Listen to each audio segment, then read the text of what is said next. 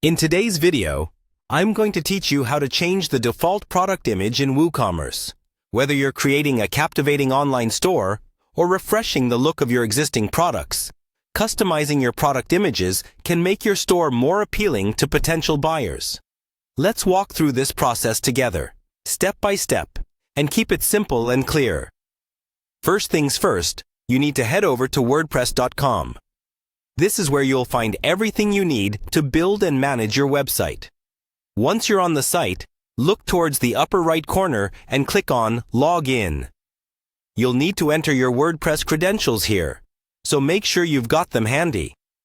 Having easy access to your login information can save you a lot of time and keep your workflow smooth.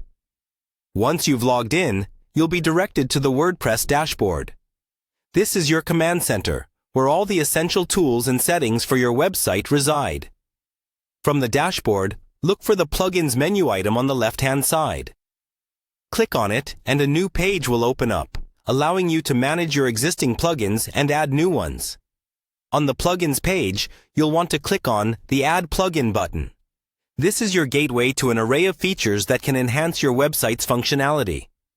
Now, in the search bar, type in Woocommerce Customizer.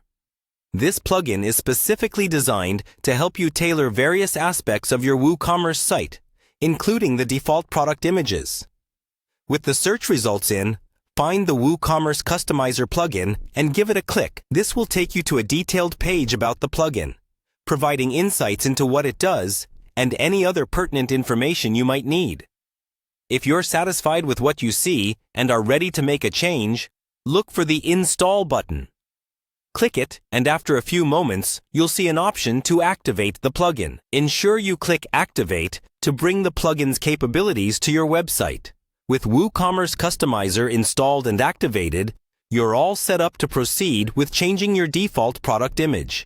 Head back to your WooCommerce settings, where you can now customize to your heart's content.